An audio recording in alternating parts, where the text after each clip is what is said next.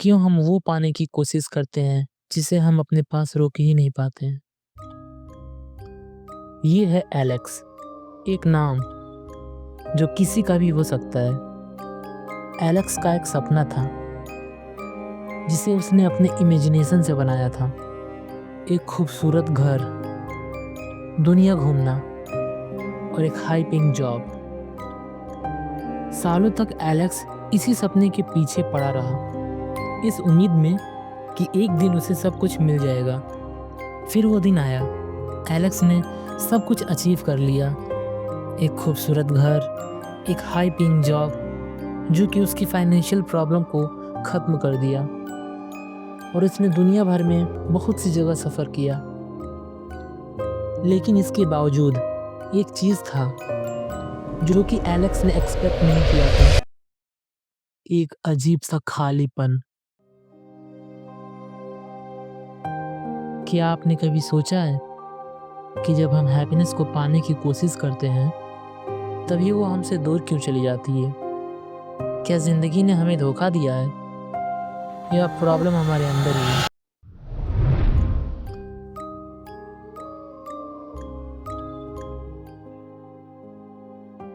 इतिहास के हर फेज़ में इंसान ने हैप्पीनेस का मतलब समझने की कोशिश की है। एंशिएंट ग्रीक फिलोसोफर एरिस्टोटल ने दो पाथ के बारे में बताया है, हेडोनिज्म और यूडेमोनिया। हेडोनिज्म मतलब प्लेजर यानी सुख और आनंद की इच्छा रखना। वो खुशी जो हमें मटेरियल सक्सेस, लग्जरी और छोटी से छोटी जॉय में मिलती है, उसे हम हेडोनिज्म कहते हैं। यूडेमोनिया का मतलब एक मीनिंगफुल जिंदगी जीना जिसमें पर्पस, वैल्यूज और रिलेशनशिप हो। एलेक्स हेडोनिज्म यानी सुख और आनंद के पीछे भाग रहा था। लेकिन एरिस्टोटल कहते हैं शायद एलेक्स गलत रास्ते पर था। उसने प्लेजर को चुना जो कि जल्दी ही खत्म हो जाते हैं, जबकि उसे एक डीपर और सही मायने वाली जिंदगी के पीछे जाना चाहिए था। प्लेजर बस टेम्पररी होता है। एलेक्स को हेडोनिज्म ना चुनकर यूडेमोनिया को चुनना चाहिए था, जिसमें पर्पस और वैल्यू होता है।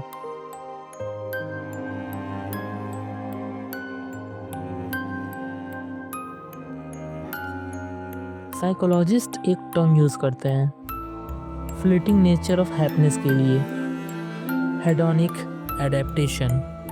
मतलब हैप्पीनेस जल्दी आती है और उतनी ही जल्दी चली जाती है। हमारा दिमाग ऐसे प्रोग्राम्ड होता है कि हम अपने अच्छे और बुरे दोनों सर्कमस्टेंसेस के साथ एडजस्ट कर लेते हैं। नई कार, प्रमोशन, पहले तो बहुत अच्छा लगता है, लेकिन कुछ टाइम बाद वो नॉर्मल लगने लगता है और हैप्पीनेस धीरे धीरे ख़त्म होने लगता है। ये एक ट्रेडमिल जैसा है, चाहे आप कितना भी दौड़ो, इमोशनल लेवल वहीं का वहीं रहता है। इसलिए हम और चाहते हैं गलत सोच के साथ कि और ज़्यादा हमें फाइनली सेटिस्फाइड करेगा।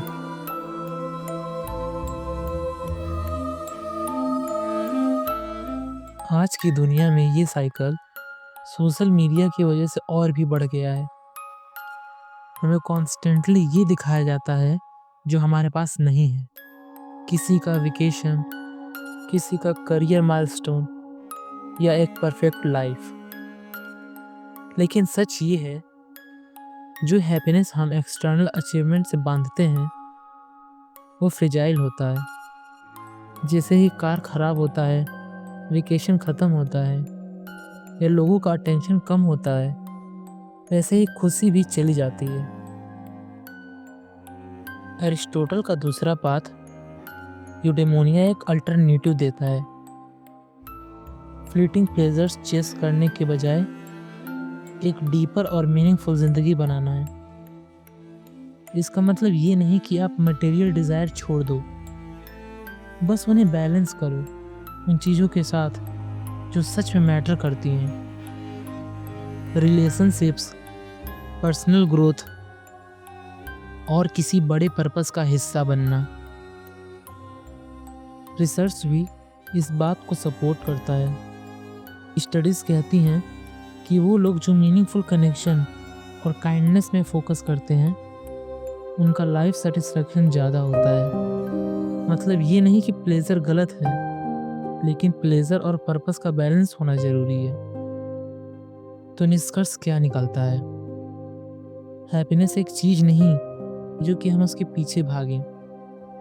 हैप्पीनेस को हम कल्टीवेट करते हैं।